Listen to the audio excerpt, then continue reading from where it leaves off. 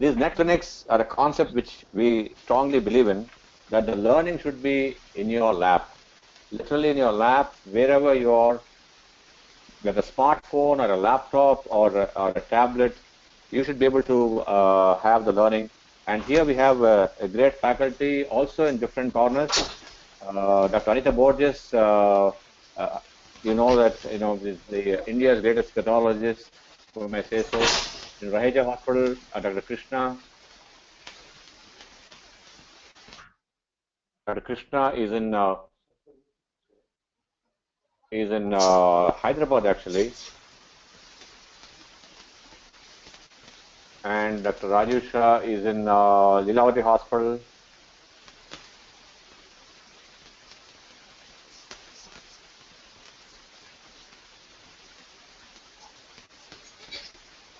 And I'm in some remote location. I just want a feedback from the audience by way of a question, that are they able to get the broadcast or not?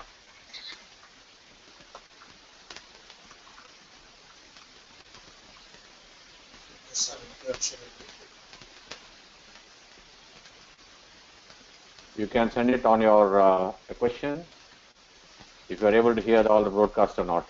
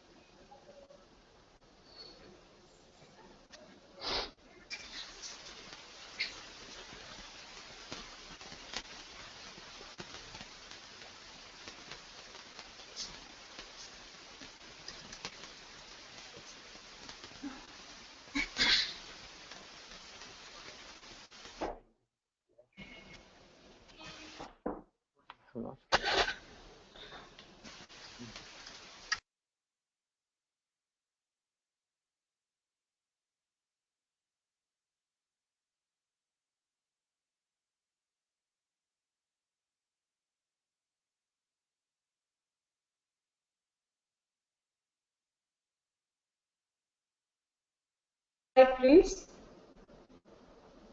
Yeah. Okay, it will come up. It hasn't come up on my screen, so there's a little bit of a time lag, but it will come up, I'm sure. There's a markers of neuroendocrine differentiation. Yeah, but it hasn't come up on my screen, so yeah. Maybe there's a bit of a time lag. The markers of neuroendocrine, there we are. The markers of neuroendocrine differentiation, we already talked about them when I showed you that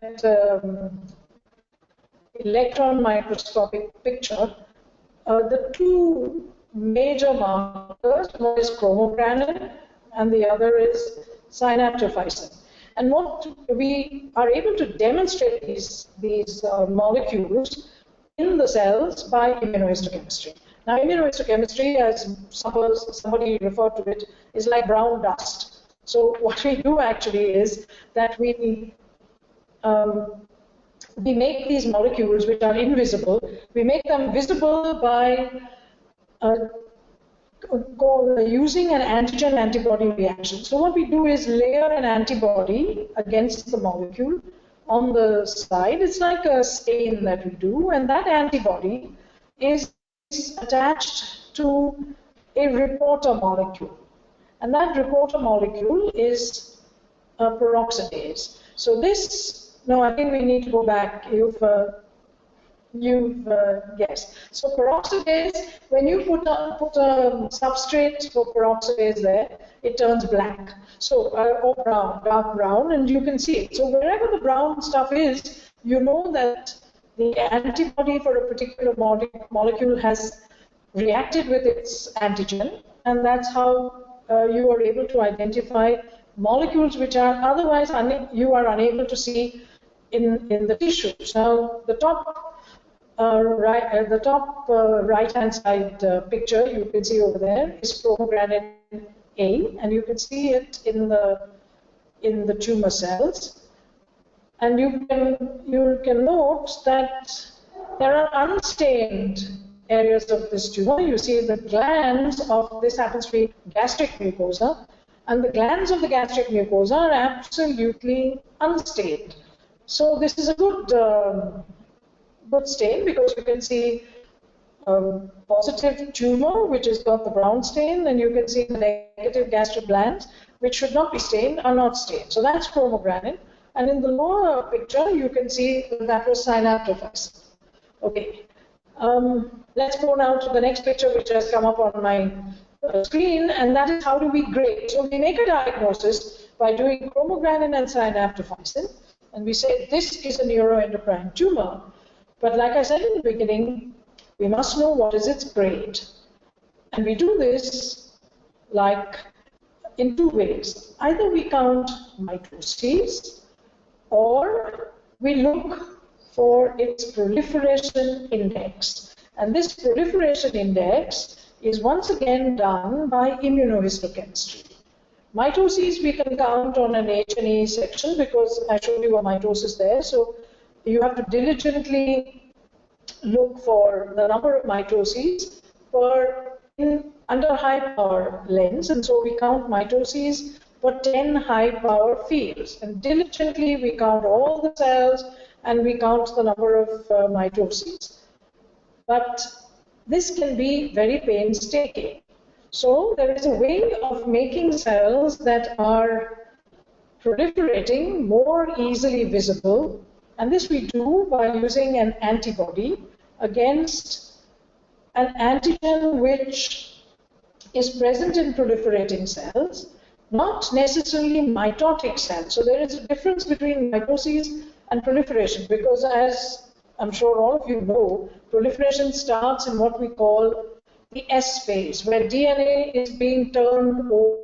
So right from somewhere at the end of the S phase, right through G2, through mitoses, and very early in G1, you will get these proliferating markers. And Ki67 is one of these markers. And we call this the Ki67 index. And so we do an immunohistochemistry stain. It's very obvious that at one end of the spectrum, and you can see where G1 is written, there are very few little brown stains. It doesn't matter what antibody you're using, as long as your reporter molecule is the same, and that is the enzyme peroxidase, you're going to get the same color.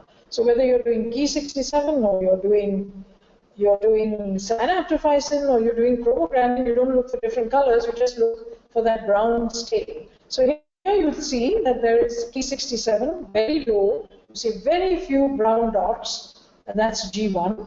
It has to be less than 2 per 100. But we count something like, you're really supposed to count 200 or 500 of these cells, but it's easy to eyeball it as well, because the brown contrasts nicely with the blue background.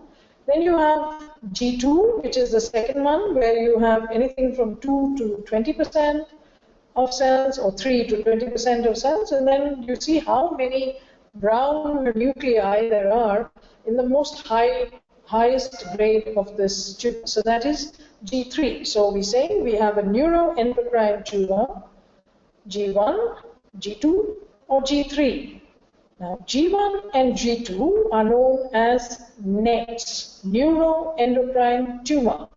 G3 is a malignant neuroendocrine neoplasm, and so we call it a NEC, neuroendocrine carcinoma.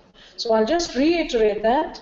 We have neuroendocrine neoplasms, the ones that are G1 and G2, which we believe are low-grade tumors, are known as NETs. So you have neuroendocrine tumor G1 and G2.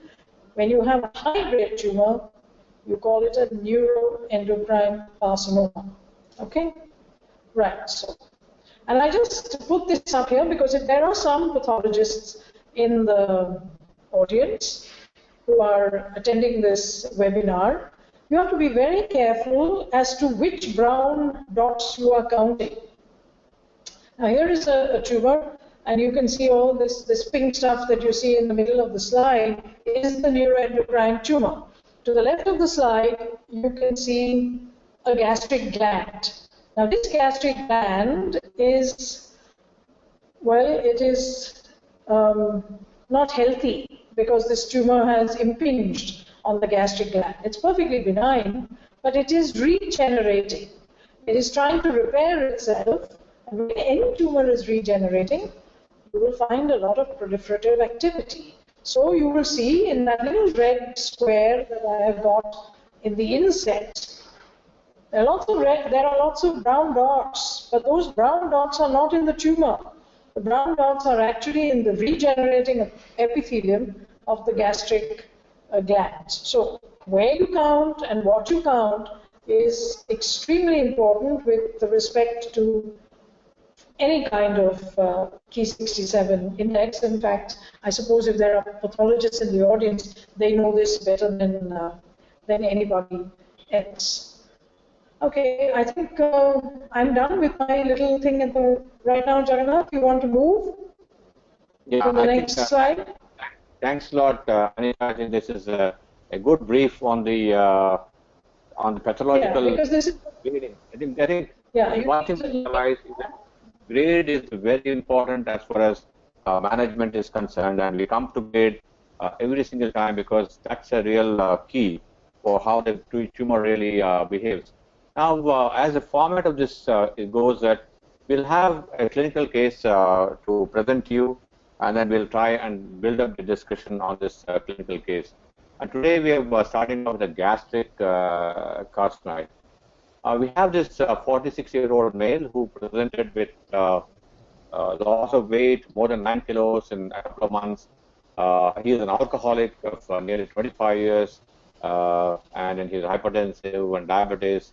He had treatment earlier for supposedly pernicious anemia. He had B12 injections and folic acid. And obviously, he went to a gastroenterologist because of the loss of weight and upper GI symptoms.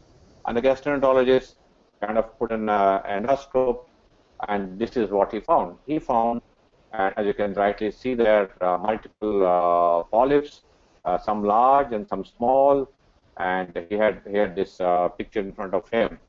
So I want to bring Rajiv into the question that, when the gastroenterologist sees this, obviously the tendency is just to go and then take a biopsy from whatever is right in front of you, the big one, and then just forget about it.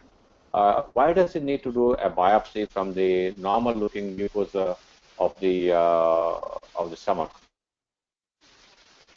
If there are any gastroenterologists in the audience, please identify it by putting up a question for us, please. It's very important. Yes, Rajiv. He has a history of pernicious anemia, and we need to know why that pernicious anemia was there. So we need to prove that he is having atrophic gastritis. For that, we need to have biopsies from normal stomach in the antrum as well as fundus and body, and also the biopsy from the polyps where you are seeing lesions. And this biopsy you should happen from the biggest polyp, not from any other polyp, from the largest and biggest polyp. Okay, so he has to take a biopsy from the biggest polyp, and obviously he'll also take a biopsy from the Normal. Okay, Normal so that's normal looking mucosa, which is important for us to which is important for us. And this is what the biopsy actually showed, that it did show a gastric carcinoid, because this is still a terminology is used, carcinoids, and there's a low MIP score, as Anita was saying, is less than 1%. So that's a G1 tumor, and the grading is very, very important, as Anita has already told you. And what more information? We obviously did some more investigations, and these are the investigations which have been done because of the multiple polyps. The gastrin was done, and gastrin is very high, as you can see. Chromogranin is high. You must remember that chromogranin A is a serum marker, and also it is also seen in immunohistochemistry. It's very critical in immunohistochemistry, but as a serum marker, it's of some significance. And the biopsy was also taken, which showed atrophic gastritis. And when there is atrophic gastritis, you also need to do what's called parietal cell antibodies, because I'll ask Anita again how this whole mechanism happens. and of course B12 was low, and you suggestive. So this is a typical picture of an atrophic gastroenteritis, a decreased acid production, and then of course high gastrin. So we'll come to the different types of gastric carcinoids now.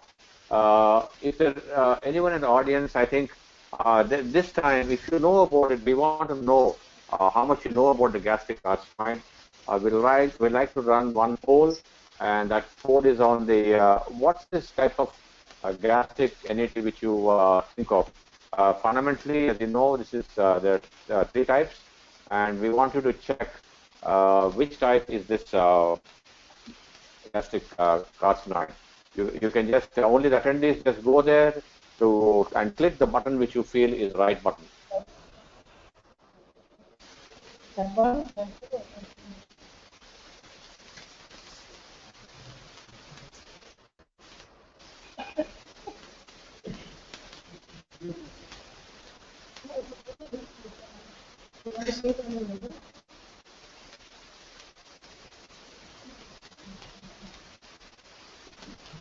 Yeah, voting is going on now. Okay, and now let's have the poll results now. Okay.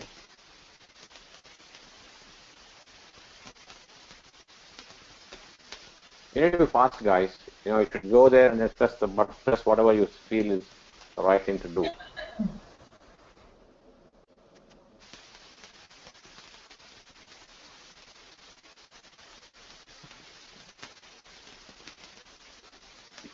It's amazing. It's actually excellent. I think you're a very informed audience. A lot of you have picked up type 1, which is indeed the case because of the atrophic gastritis. Now let's get back to the presentation and then see how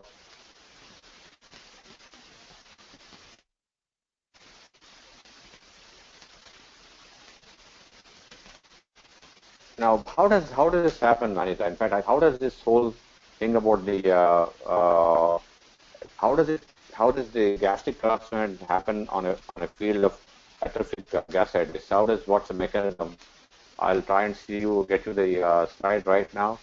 What's the pathophysiology of the gastric carcinoid? Yes. What is this carcinoid? After all, it is a tumor, right? And if we understand how the normal cycle of happens in the stomach, you have food stimulates gastrin secretion. There are these G cells which are present in the gastric antrum. Again, it's the G cells secrete gastrin. The G cells are neuroendocrine cells. And this gastrin stimulates what is called the ECL, enterochromaffin white cell, which is present in the proximal. That's the cell that is histamine. Now, histamine stimulates the parietal cells of the stomach, acid, and that stimulates the G cells, which are again another neuroendocrine cell. So now we've got G cells, we've got ECL-like cells, we have B cells. These are all neuroendocrine cells. The parietal cells are not neuroendocrine cells. They just secrete acid. They're not secreting the peptide. And somatostatin then has a negative feedback to the G cell. It stops producing gastrin, and this circle is complete when food actually gets in the food. But what happens when you have autoimmune gastritis? Now, what happens in autoimmune gastritis is that parietal cells are destroyed. So that's what we mean by gastric atrophy. If the parietal cells are destroyed, there is very little acid, you get what is called hypochlorhydria. Now, hypochlorhydria means that the T cells are not getting their signals from acid, and therefore the T cells do not send a signal to the gastrin secreting cells, the G cells, to stop the ECL cells from producing histamine. So you have a lot of gastrin that is being produced. You actually get hypergastrinemia, and then the ECL cells are stimulated, and that's what is happening in the gastric carcinoids type 1. The TCL cells in the proximal stomach are producing large amounts of histamine, but the acid is not being stimulated, and the ECL cells start to proliferate and ultimately form these tumors. But when you have a G cell tumor, that is, there's a gastrin producing tumor which is autonomous. It produces hypergastrinemia, and hypergastrinemia stimulates ECL cells, and ECL cells again produces carcinoid tumors in the stomach. Except now, instead of getting hypochlorhydria, varietal cells are destroyed, varietal cells are there, they produce huge amounts of acid. And that acid, yes, does act on the through somatostatin and the G cells in the stomach, but if it that is there because the gastric stimulation is coming from the tumor that produces gastrin. So you get two types of carcinoid, type 1, in which you get hypergastrinemia but hypochlorhydria, and in the Jones syndrome, yes, you get hypergastrinemia, but you get hyperchlorhydria because you do not get a negative feedback that has any effect on the autonomous gastrin-producing tumor that is usually outside of the stomach. So, in case you are not able to hear Anita, the type 1 gastric carcinoid have hypergastrinemia but hypochlorhydria, and the type 2, which is Raleigh-Ellison syndrome, has hypergastrinemia and hyperchlorhydria. So that is the fundamental difference between the two, and it's very important for us to differentiate these two. And this is exactly what she was mentioning about. It's atrophic gastritis, increases the gastrin, and the acid is low, ECL cell hyperplasia coming in, whereas that goes to dysplasia and then the type 1 gastric carcinoma. Am I right in that, Anita? Yeah, absolutely right. Yeah. So, this dysplasia issue, I think we should just leave out, but you do get type 1 gastric carcinoma. What is important is that in both conditions, type 1 and type 2, you get hypergastrinemia. But in type 1, you get hypochlorhydria. In type 2, you get hyperchlorhydria. And that's what distinguishes the two. And both of them show ECL cell hyperplasia and then ECL cell carcinoma. So the carcinoids are really from ECL cells. Right. That's fundamentally where it is coming from. So you wanted to talk about this biopsies, to gastric biopsies? Yes.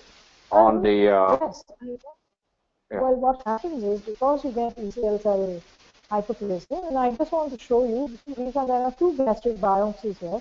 On the left-hand side is this 50-year-old female, wife of a physician. She was investigated for low-grade fever, anemia, etc. And somebody did an endoscopy. You know that if the hemoglobin is low, endoscopy is one of the ways in which you want to investigate somebody. And this patient had these multiple nodular lesions in the stomach, mainly in the body, the largest one being 1.5 centimeters. On the other hand, you have the 70-year-old lady. He had had a vagotomy, gastric adenostomy. It was a very old treatment for duodenal ulcer once upon a time. He was following up regularly. When he complained of dyspepsia, endoscopy was normal, but the gastroenterologist picked up this small little focal thickening in the gastric wall, and a biopsy was done. And it was referred to me, diagnosis of a carcinoid. Okay, now let's look at the biopsies. If the biopsy comes up, I can show you that both the biopsies on H&E, it hasn't yet come up for me, but I'm sure it's come up for you. Yeah, there you are. On the top, you can see one is the wife of the physician, the other is the father of the physician. They're different physicians. How similar those two biopsies look. And yet, the ones with the multiple nodules has a net neuroendocrine tumor. This one looked like it was a high-grade net, and somebody had called this a carcinoid tumor. But if you go to the next slide, you'll see the difference. If you can move it to the next slide, please. Right, now you see we did the chromogranin A, and the chromogranin A is brilliantly positive in this. It's all brown, as you can see it. That's the neuroendocrine tumor. And on the other side, you see absolutely negative for brown, which means that this is not chromogranin A positive. It is not a neuroendocrine tumor. It is a poorly differentiated adenocarcinoma. And I think the treatments of both these are absolutely different. And you can see here all the different stages of atopic gastritis, in which you see neuroendocrine hyperplasia, you see small little nests, what we call microcarcinoidosis. So when you get atopic gastritis and ECL cell hyperplasia, you can see, and this is not an H&E stain, this is just stained for chromogranin A, how tiny these little carcinoid tumors can be. They're called microcarcinoidosis or hyperplasias of the ECL cell type. So that's gastric nets classification for you. It's a type 1, where, as we are telling about it, high gastrin and then the low acid. Type 2 is Zollinger-Ellison syndrome with a high gastrin and a low pH because of the high acid. And a type 3 is entirely, it's autonomous. It's not because of the extrinsic gastrin levels, and that's a sporadic variety. It may or may not be aware, the gastrin may or may not be elevated, and then it always is a different kind of a tumor, which is more like a carcinoma rather than a carcinoid, but of course a different prognostic indication. Now, Rajiv, I want to ask you this: that what's the importance, in knowing the type of carcinoid, and what kind of a further investigations will help you in the management? This patient has obviously polyps of different sizes, and his biopsies come as a carcinoid, and is the atrophic gastritis is there. So, do you need any investigations to help in management? It's very important to type the gastric carcinoma because the management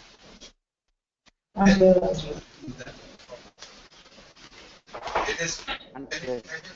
Is it clear?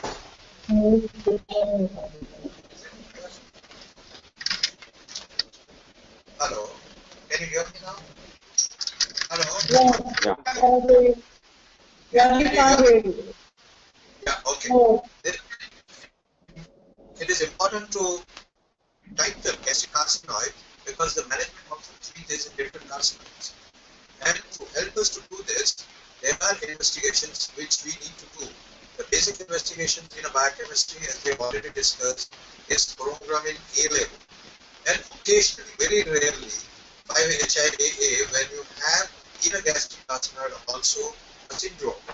This is very rare, and it is very difficult to pick them up in urine at 24 hours urinary samples.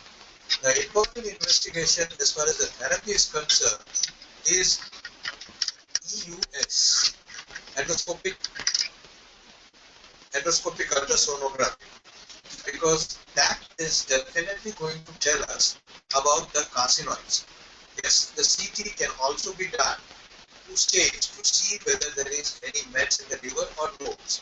But EUS is the preferred investigation and should be done first, because that would definitely tell us the size plus the number and depth of the involvement of the gastric wall involvement.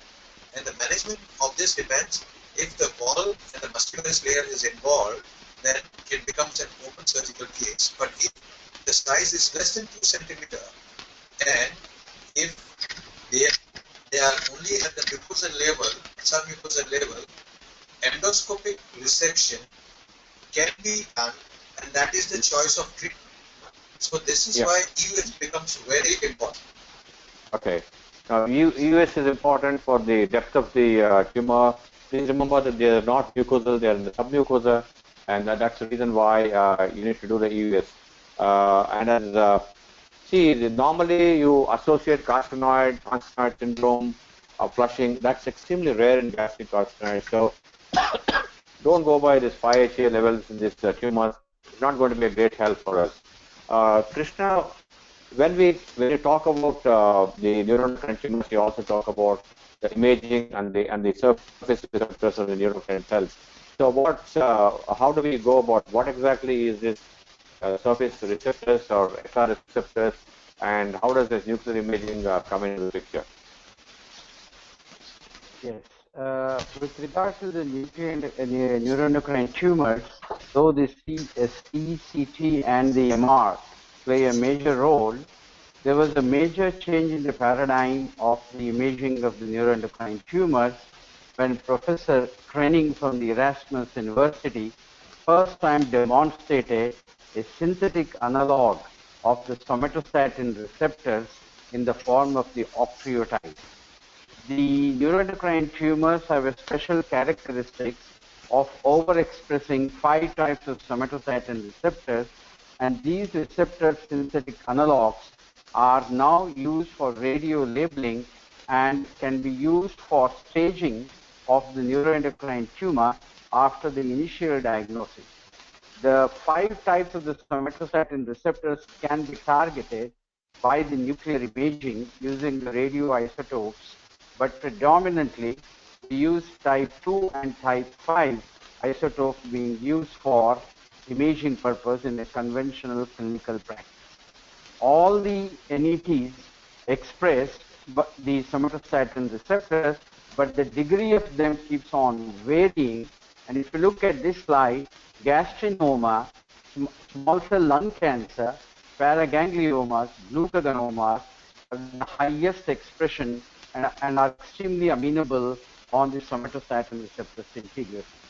The other tumors, in fact, interestingly, if you see the slide, insulinomas express the lowest of the SRS, and that's why some of the insulinomas can be missed on a somatostatin receptor scintigraphy and should be dependent dominantly on the clinical findings, the insulin level, and that should be the way to go about. If the scan is negative, it could be falsely negative. And many isotopes are used. The normal human biological somatostatin half-life is 2 to 3 minutes, but the synthetic analogs have got up to 2 hours of the biological half-life. That enables us to label them and scan the whole body in a very short time. The next slide will show you. This was the first scan in the world of somatostatin receptor scintigraphy in 2002, done at the Erasmus University, and this isotope was an indium octreotide. The next slide. And I had the privilege of using this isotope to bring it to India in 2004, and that was the first scan that we did in India. The next slide will show you how improved are the scanning techniques. As you see here, the intense dark areas in the liver are the metastatic sites, and these sites are the liver metastasis. And this is the indium labeled octreotide scan in 2004. From then on, the next slide, we have moved to different types of isotopes called the DOTA scan, which all of you are familiar or will be hearing very commonly in the current practice. And in the DOTA scan, we have taken a positron emission tomography, which has a high resolution of picking up even 4 millimeter lesion, and the gallium-68 DOTA scan is the standard of practice in the staging of the neuroendocrine tumor. And as you see here, right in the stomach, a very intense focalized area of uptake. This intensity of the uptake tells us the distribution and the intensity of the somatostatin receptor. More high is the somatostatin receptor expression, more well differentiated will be the tumor, and less is the uptake, poorly is the differentiation of that particular tumor. So somatostatin receptor scintigraphy adds to the pathology in terms of telling you how well differentiated the tumor will be in terms of receptor expression. In this slide, not only you see the primary lesion, but you also stage the entire whole body to see any other small foci of metastasis either in the liver or elsewhere in the body, which will have an impact on the further decision making. So today, somatostatin receptor scintigraphy forms a mainstay of staging pre-operatively in the scenario of NET tumors. With regard to the PET scan of the FDG, glucose PET scan, there is no major role in the preoperative setting, especially in the G1 and G2 tumors after the histology has been obtained. It is very sparingly used in selective conditions for further staging of the disease. So, Krishna, the message is clear that if in a neuroendocrine tumor, particularly well-differentiated G1 or G1 particularly, it would depend on a DOTA scan, DOTA PET, and not an FDG PET. Yes.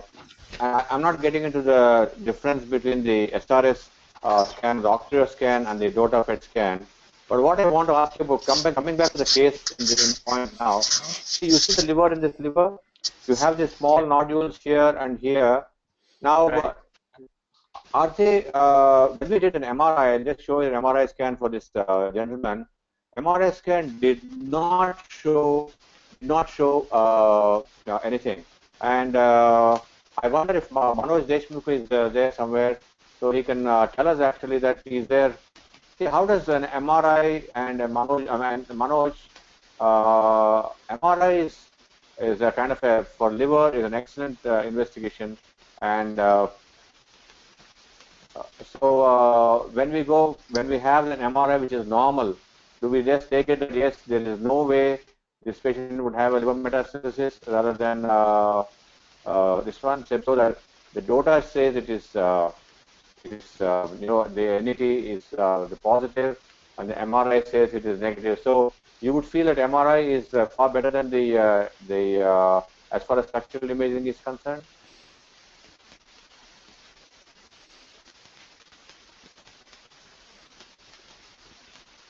Is it for me? Yeah, I see. Krishna, will you take that between MRI Yes. and the DOTA scan? How do we? Either the CT or the MR, if they show an enhancing nodule in the liver, and there is no major, the somatostatin expressions are also seen there. There are two possibilities, but a regenerating liver nodule can also have a slightly focalized increased uptake of the somatostatin tracer, because the regenerating nodule will also be expressing the somatostatin receptor slightly more compared to adjoining normal tissue. So one has to be very careful when interpreting this. Very careful that there are certain normal tissues like the regenerating nodules in the liver, the uncinate process in the pancreas, where the somatostatin receptors, it may be a false. It's not really false positive. They are physiologically positive scans, so we have to be very careful. So this patient did not have anything on the MRI, so we got a diagnosis that it is not possibly metastatic in the liver, where the DOTA was positive. Now, can you tell us now from the audience side that what would you do for this patient? Yeah, Anita. No, I just wanted to ask Krishna. We often get a request from physicians. They have done an FDG PET, and it shows somewhat higher SUVs, and we say that this thing is a net G1. Why is there this discrepancy? Right. For the last few years, it was thought that the glucose PET scan would definitely characterize the lesion better than a histological classification, and the glucose uptake was being equated to the aggressiveness of the tumor, and some people would argue that instead of G1, these are either G2 or G3, early G3. But recent two work which have been published has shown clearly that this is not true. What actually uptake is high is due to the peritumoral lymphocytic predominance, and these activated lymphocytes show high glucose uptake, and that is why they higher uptake and not necessarily due to more aggressive tumor. And that is why I think glucose PET should not be performed at all in G1 classified tumors unless the patient already has multiple lesions and still the primary is being classified as G1. Now that probably is one area where the other metastatic sites are FDG positive and the primary is also positive. Probably some of these lesions are may be having a mixed group of cells, predominantly aggressive and less aggressive in the other areas. But primarily in a G1 tumor with no metastasis, uptake of glucose need not necessarily mean aggressive tumors. Thank you, Krishna. Now, yeah, that's a very important information, Krishna. And what we had a poll just now, and I think. I have one question to Anita. Can I ask? Can we just have a look at the poll and I'll just get back to you. Now the poll says that you have somatostatin. All the three options are there. You can have endoscopic polypectomy, wide excision of polyp, and somatostatin analogs. So we are kind of an even distribution. But what I'm really very happy is that no one has suggested a total gastrectomy for a gastric type 1 carcinoma. I think if there's a single message from this webinar, total gastrectomy of the multiple polyps in the stomach should not be done unless, of course, we will develop this case further. So that's the clear message. Krishna, yes, you wanted to ask something. No, I just wanted to know when in the histology, Anita, if synaptophysin is not seen at all, then does it not mean that it is not NET? Well, it has to be both synaptophysin and chromogranin should not be seen, and then only can you say that it is not a NET, provided that this is not a high-grade tumor. If you've got a low-grade tumor, you must get either synaptophysin or chromogranin. If it is something like a small cell carcinoma can lose all of its markers. It may actually, in fact, express something like TTF1. So a small cell carcinoma may have very little synapto or no synapto, certainly no chromogranin, but you can still call it a small cell carcinoma because it is showing epithelial markers and it might express TTF1.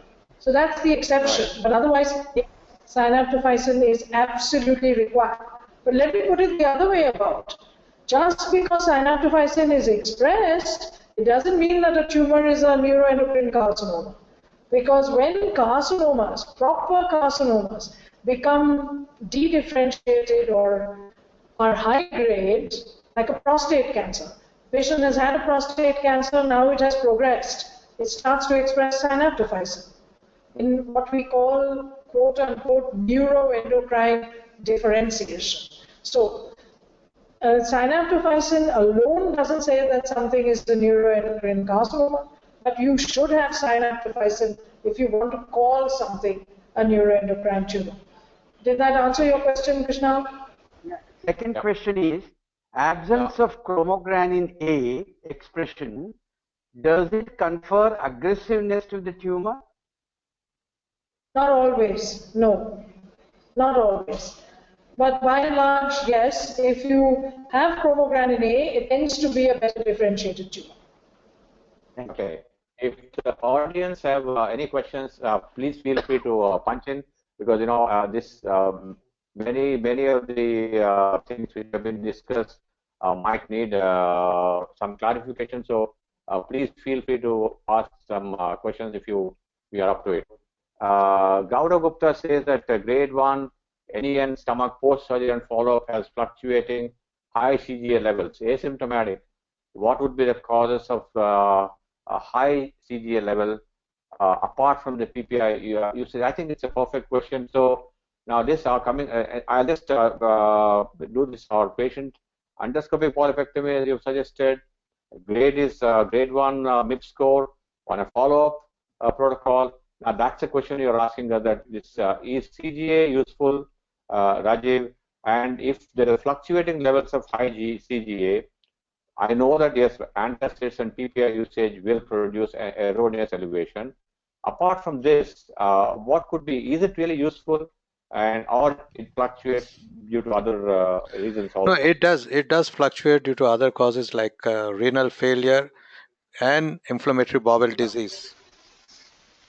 It Okay. it Gaurav, definitely it yeah, definitely is not a very specific marker, but yes, okay, the sensitivity is high, the specificity is low, and it does okay.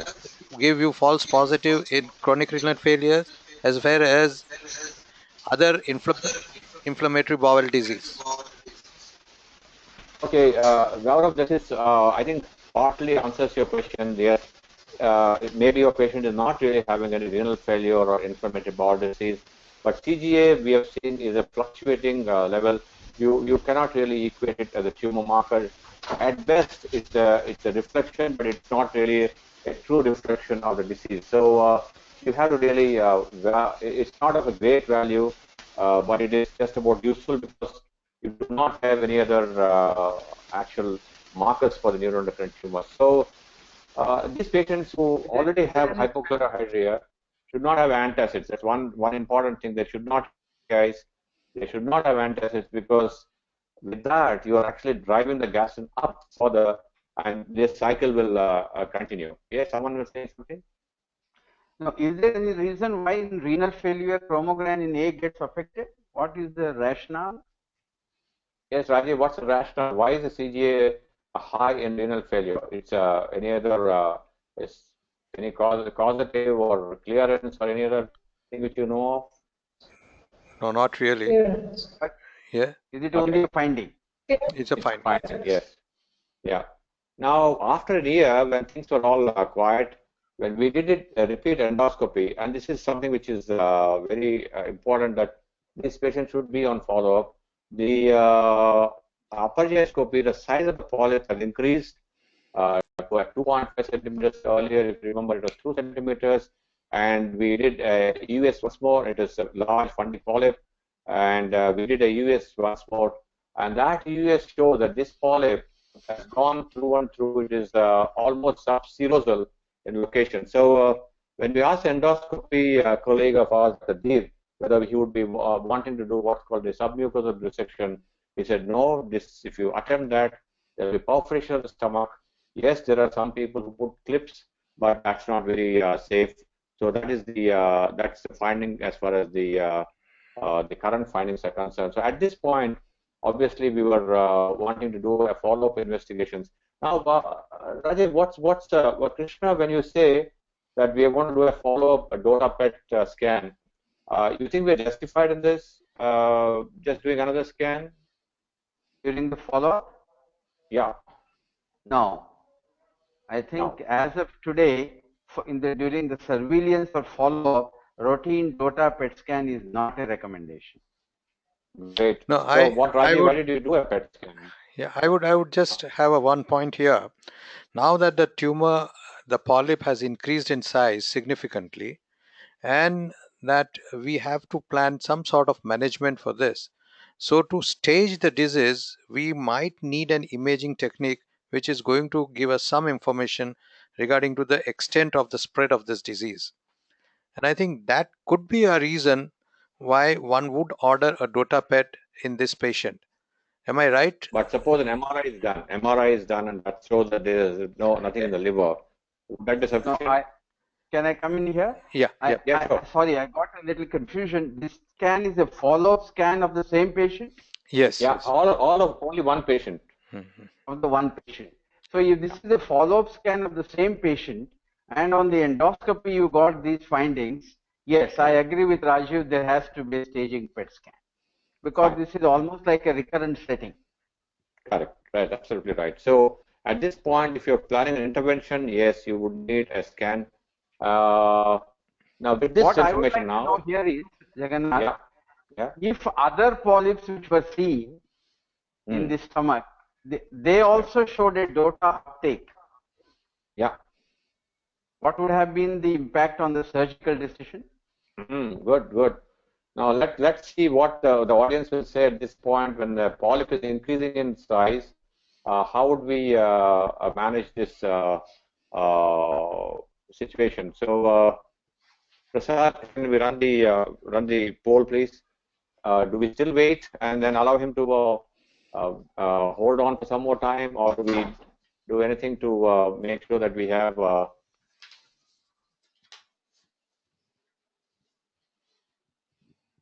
Yeah. Now, okay.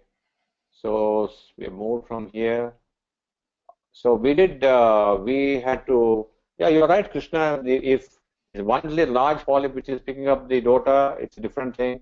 If the number of polyps are picking up, which makes it a little more complicated as far as surgery is concerned. So, No, Rajiv, by and yeah, large, we yeah. know that if it's a G1 and if it's a type 1 gastric carcinoid, as you have done it, it's a surveillance for a long period of time. And so when does the surgeon, or whether endoscopic or surgical, when does he come into the picture in a type 1, grade 1 gastric carcinoid?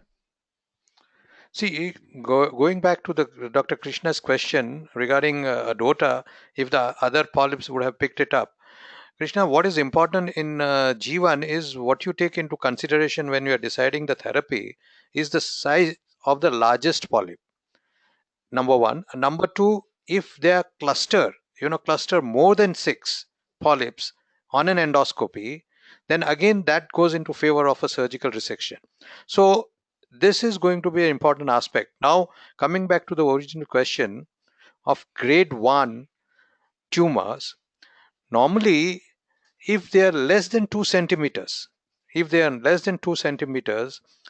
and if on EUS finding the depth of invasion is not beyond the mucosa, then the treatment choice would be endoscopic resection, submucous resection. That is as far as the grade 1, type 1 tumors are involved. Now, the important thing is the treatment doesn't stop there. You will have to wait for the histopatho report, which is very important. Because if the pathology report comes saying that the margins are positive, then you might have to go in again. So that is very important, that your final treatment would come in this submucous resected patient with a histopatho report.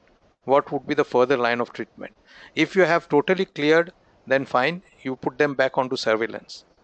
But if the size of the tumor is more than 2 centimeter, if the tumor has been recurring even after polypectomies, and if the margins are positive, and if the tumor is invading beyond the muscular wall, then I think the call for surgery is definitely there, and that has to be an open surgery, not an endoscopic surgery. The surgery could be a wedge resection or could be a wide excision. So whatever you decide, but it has to be an open surgery. Okay, so EUS determines whether it is endoscopic or open surgery. This patient, we opted for open surgery, and I mean, actually, I was surprised to see that you see the outer wall of the stomach. It's all nice vascular lesion right coming up to the serosa, very vascular lesion. So what looked like a large polyp inside without actually infiltrating the wall right up to the subserosa. What you can see is very interesting is that we are actually seeing the operative room light from inside the stomach. There's a bright light there. There's a big polyp here with an ulceration there. And what we did was to do a local wide excision of this large polyp. You can see that it's a bleeding large polyp. So that was, but there were other polyps in the stomach. The debate at that time was, what do we do for the rest? And we'll come to that once we finish with this removal of this large polyp. We added a cholecystectomy because, as you will see later, that these patients will come on the on long-term somatostatin analog inhibition, and in that case, there is always a gallstone formation.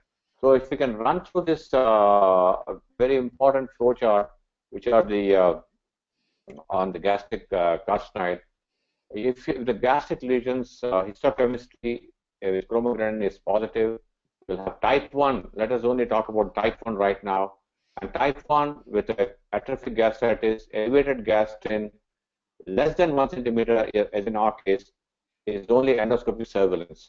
If it is more than 1 centimeter and less than equal to 6 polyps and not involving the muscle, it's the endoscopic resection, what's called a submucosal resection. If more than 6 lesions are there, or like in our case, involves muscularis propria, you need to have a local surgery and then put them on endoscopic surveillance for at least 12 months. And if they recur, then they go in for another type of surgery, an aneuploidy or even a gastrectomy. So, though we feel that these patients can be observed for a long time, there are some instances where you need to intervene, particularly like the case in our case. And the question at that time was that should we do an aneuploidy or not, because to reduce the gastrin levels. Will ask Rajiv about when we should do an aneuploidy. But according to this flow chart, give them an option of a local surgery, and then afterwards, if they recur, certainly an aneuploidy would be an option. In this particular case, if you find that multiple polyps are growing in spite of somatostatin suppression, we might consider a different type of option. Now, when you follow up this patient, you've done a wide excision of a polyp there. How do we go further now? What are the options in this patient? Do they have just endoscopic surveillance? Are they on sandostatin LAR for suppressing the gastrin levels? Or do they do surgery? Do we do surgery or PRRT? I'll just put it PRRT. I'm sure Krishna will say no for this. And of course, endoscopic procedure. So let's see what the audience feel about this. I mean, with permission of Krishna, I would say PRRT would not be a great choice because there are no other lesions on this.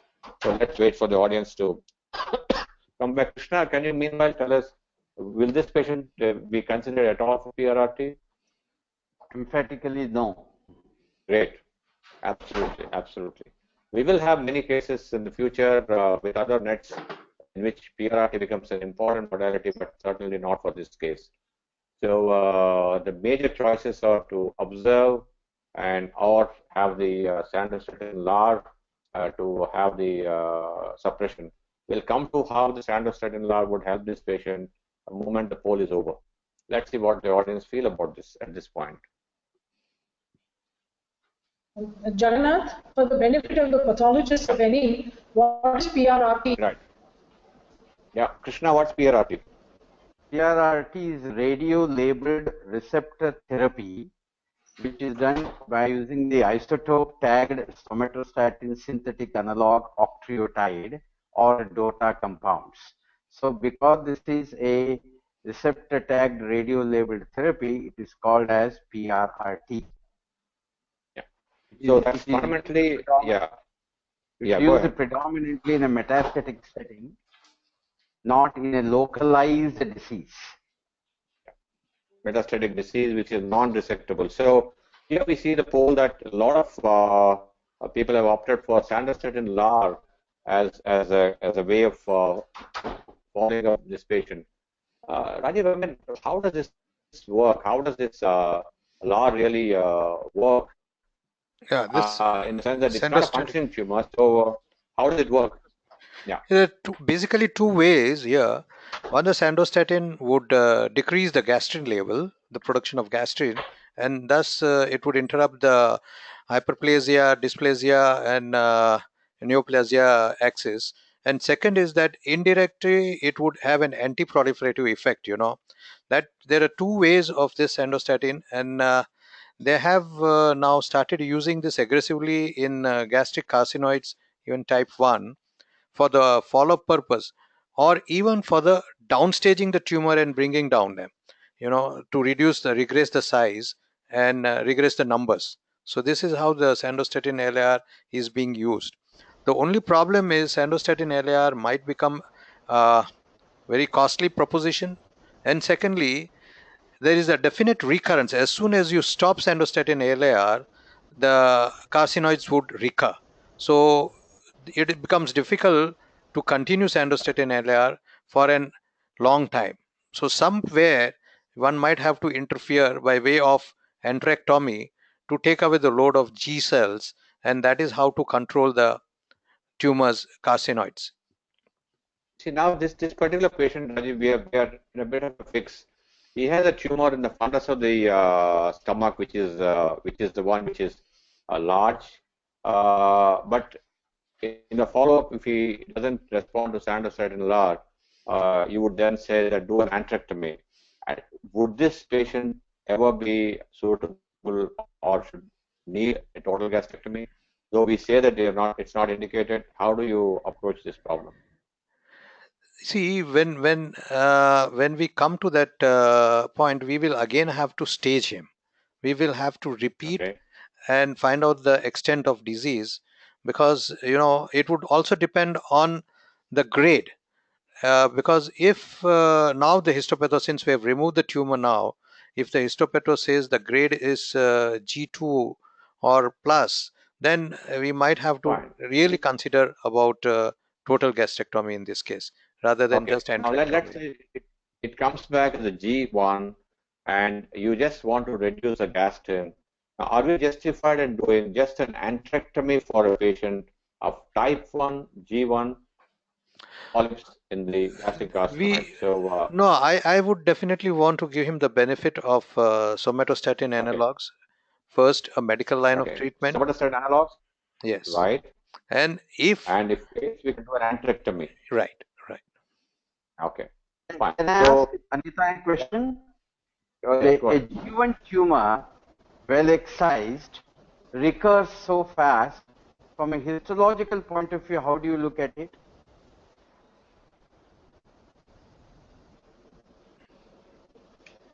Well, if a G1 tumor has grown this fast, obviously there has been some kind of increased proliferative activity, or there has been some kind of gastrin levels have gone up. So that there are more tumor cells that are in this one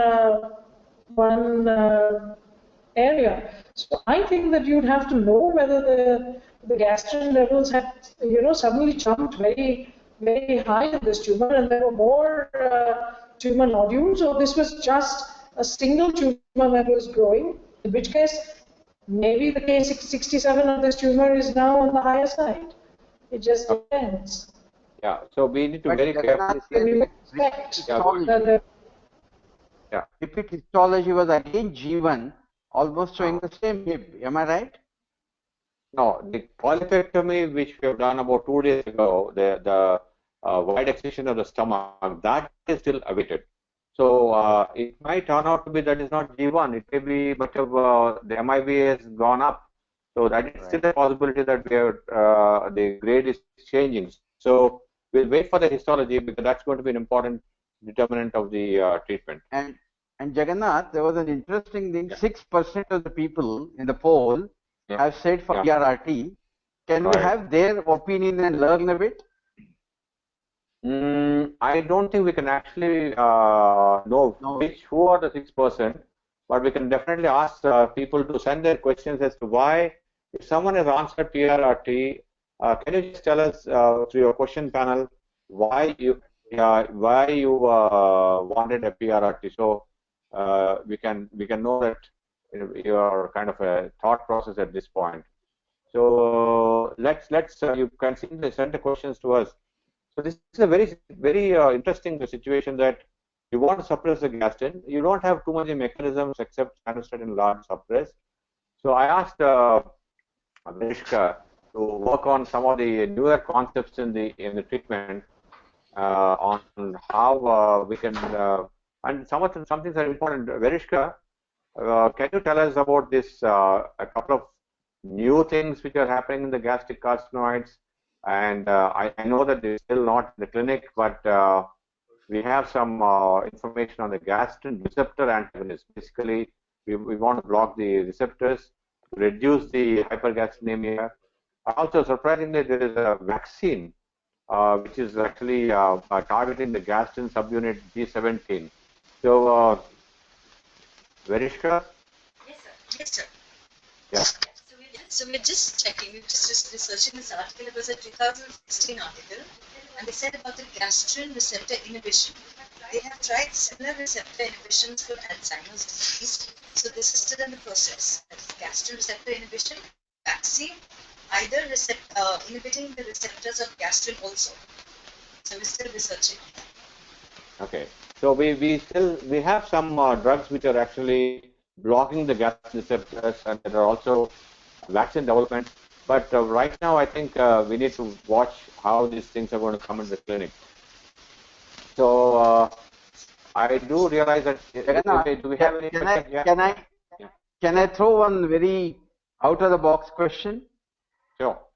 Instead of a total gastrectomy, supposing you have to consider in a multiple polyps, and on the DOTA there is a high expression of the somatostatin tumors with a high dose of PRRT. If I can suppress all these polyps with high activity and bring down their activity, and probably in the third course of therapy almost eliminate the disease, can it be a good alternative to total gastrectomy? You just said that you had an emphatic no for PRRT, Krishna. Correct. I'm thinking out of the box from a total gastrectomy point of view. I know we don't want to do total gastrectomy, that's true, but I think two of the situations which will really mandate a total gastrectomy is the grade changing, and also in the follow-up of this patient. Why is it important if the grade changes or the tumor size increases? That they have metastatic potential. Krishna, one thing, in this particular patient, the etiopathogenesis is totally different. You are targeting only the polyps, the carcinoids, but the cause still remains, the G cells. You understand? So by giving PRRT, you are not addressing the basic issue of G cell and gastrin production with atrophic gastritis. So what you really need to target to take away the problem is the atrophic gastritis issue, the G cell issue. The carcinoids will replace by themselves. Out of the box also. Yeah. No out of the box solution of PRRT at this point for type 1, G1. So we'll think about it. Yeah. Why not an antrectomy? That is, yes. Antrectomy to reduce the gastrin is a good option. Yes. Very good option. Yes. Antrectomy is a good option. Ladies and gentlemen, I think we had quite a bit of a discussion on this. I know that the audio quality has been, waxing and waning because of multiple connections. We just want you to rate this this webinar, and I'm sure that we'll improve the technology as far as bandwidth is concerned in the future. So please go ahead. It's an anonymous poll, so we'll be very happy to have your answers on this. And what we want to do is that we want to continue this process maybe every month or a couple of months, and go through different gastric, next is duodenal carcinoids. Then we can also have cases from your side. You want to send some case, you can send a case, and then we can actually look into the case, and then we can discuss the same case. So fundamentally, these are going to be clinically oriented. They will be having problems which you face day in and day out, and now hopefully we'll have some solutions for these very, very interesting tumors. So let's see, panelists, thank you very much. Let's see the outcome of what all we have done for this thing at this point. Thank you, John. Yeah, it's fine. I think it's very encouraging, guys. Thank you very much for being so nice. That in spite of some audio glitches, you have rated us as good and very good. And I can tell you next time I'll add one more word, excellent, so that you can certainly click that. Thank you very much indeed, and we'll get back to you in a couple of months with the duodenal carcinoids next time. Thank you, panelists. Thank you, Krishna, Anita, and Rajiv for your wonderful participation. Bye-bye. Thank you very much. Thank you. Okay. Enjoy it.